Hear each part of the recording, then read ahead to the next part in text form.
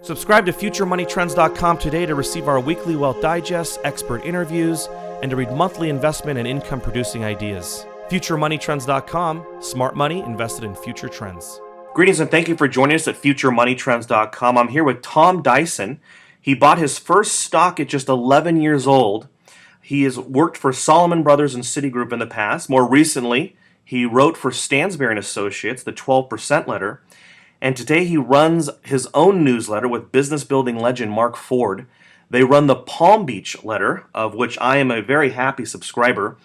In the past, in my youthful days, talking about 15 years ago now, I had went to seminars and I had paid thousands of dollars for information on real estate and stock investing and options, and read countless books. And I can tell you the Palm Beach letter is the most valuable newsletter I've ever subscribed to, and probably I hope I don't insult Tom here, but it's cheap compared to from what you're getting. The value you're getting to what you're paying is absolutely incredible. Tom, thank you so much for joining us today. Thanks for having me, Daniel, and I'm not insulted at all. That was a really nice introduction, so I appreciate all those kind words you said. Tom, having a very successful newsletter, as well as buying stock since you were a young boy, you're known as one of the top stock pickers in the newsletter industry. Can you share with us some early losses and mistakes that you might have encountered that made you who you are today? Yeah, I've made pretty much every mistake under the sun. I've done them all, and it cost me. So I've paid for my education, put it that way. So what are some of the big ones? Well, when I was a college student, I lost about $5,000 on a sports bet, which really hurt me at the time. That taught me a few things about risk and speculation and controlling losses and all that stuff. I was betting on the England cricket team, if you could believe it. Let's see, in the technology boom,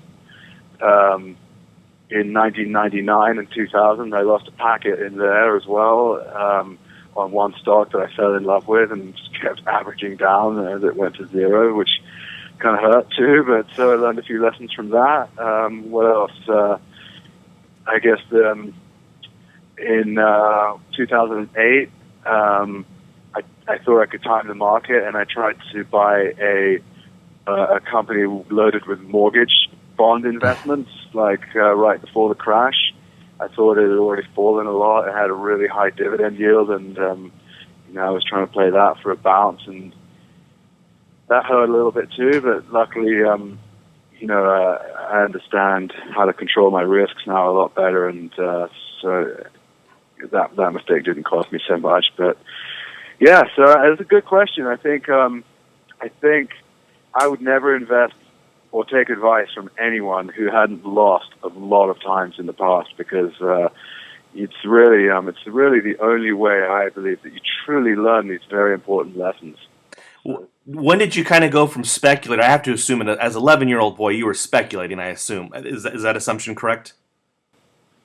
The first stock I bought was called Eurotunnel, which was the company that built the tunnel under the British Channel to France, mm-hmm. and it went up tons. I think I still remember the exact numbers. I paid £3.27 a share for that thing, and in less than a year it had gone up to like £12 or £13, and so I wrote a letter to my stockbroker to sell it, like a real letter with a stamp, and I told him to sell it, and by the time he got the letter and executed it, it had already fallen down to like 10, I think, or 11. But so that was a nice little triple or something like that. I guess you could say it was a speculation, because I had absolutely no idea what I was doing, and I had no idea about that company, and I had no idea why it was going up. So, and it eventually went bankrupt too, which is the interesting part of the story. But yeah, and I still speculate too. I don't write about them in the newsletter, because we have a different audience, and they have different requirements than I do. But I'll still take speculation from time to time, and if you do it right, you can definitely make money from them. Tom, what is your current outlook for the U.S. economy? A lot of people are worried about severe deflation or a currency crisis. Do you have these same concerns right now? I don't know is the answer. Yes, I'm concerned. I see a lot of stupidity going on from the people who are in charge of, I guess, managing the economy, particularly the Fed. I can't stand the zero interest rate policy that's going on.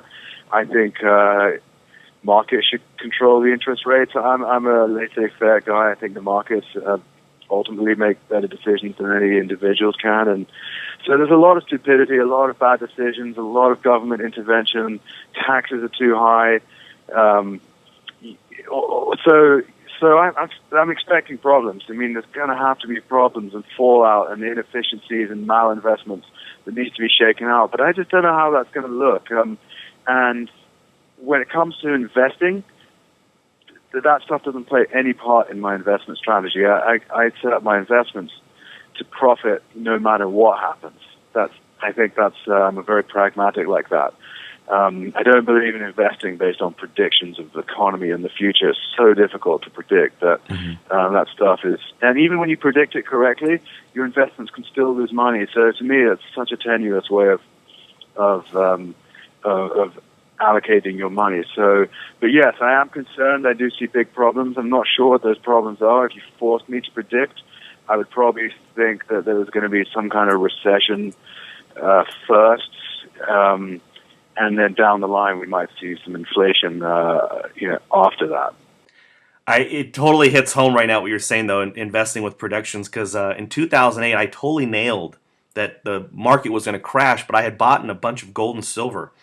And of course, silver went down just over 50%, I believe. So I have this old saying now. I say there's nothing worse than being right and not making any money.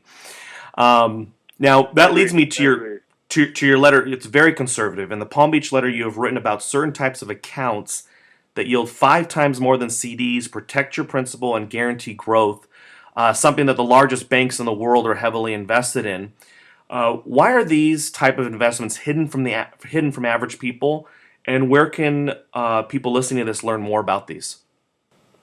Well, they're not hidden from the average person. They're just not well known about. They can't market themselves the way mainstream financial service providers can. And I think if you're a conspiracy theorist, I think you could argue that some of the mainstream financial services interests, maybe the people behind mutual funds, for example, have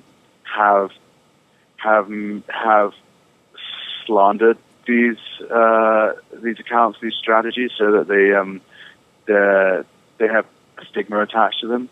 But they're definitely not hidden or secret or anything like that. They're just very few people know about them, and people who have heard of them think they're a bad idea. But actually, they're a fantastic idea. And you said 5 times more than CDs.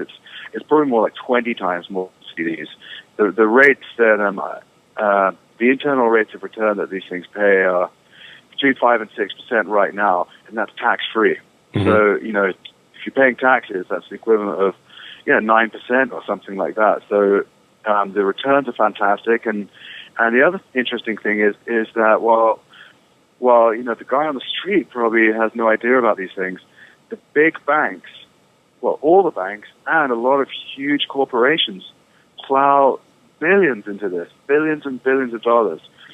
And so what I'm talking about is life insurance here, whole life insurance, which is the old school life insurance, the simplest, most vanilla, no bells and whistles here, no like indexes or anything like that, no variable insurance. This is whole life insurance, the same that JCPenney used or Walt Disney used, that a lot of people actually used back in the day, 100 years ago.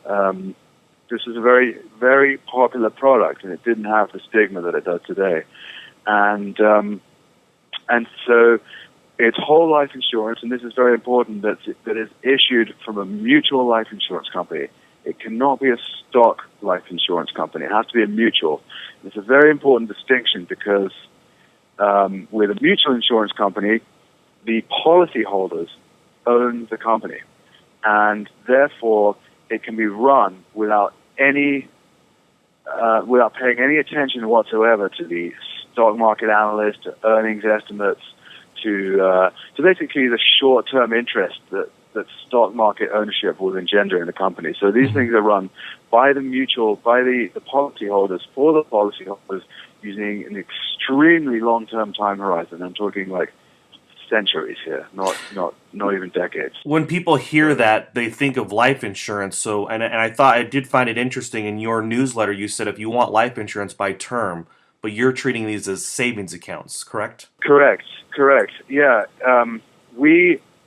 the principles that we are using, it just happens that life insurance is the best product to make it happen. But we're not doing this because we want life insurance. We're doing it because we want to save money in a way that's incredibly efficient, both from a fee perspective and also from a long-term returns perspective. And the life insurance just happens to come with it. So if you're looking to protect your family against your untimely demise, then term life insurance, you can't go wrong with it. I mean, it's so cheap, and you probably just want to get some term life insurance that covers you until the end of the majority of your career, basically. So, when you turn 65 or 70 or whatever, that's when you want your term to end. But if you're looking to save money, and so this is another paradox of this. Most people, when they buy life insurance, they want to get as much insurance as possible, as much life insurance as possible, paying as little money as possible. We want to do the opposite. We want to get as little life insurance as possible, but we want to jam as much cash into these things as we can up front. So that's kind of the paradox. And yeah, we want to put as much money into this as we can with as little life insurance attached to it as possible. My first thought comes to it is inflation. If rates were to rise in the future, would an account like this? I know they protect your principal, but will they grow? Will the dividends or the growth increase if rates increase?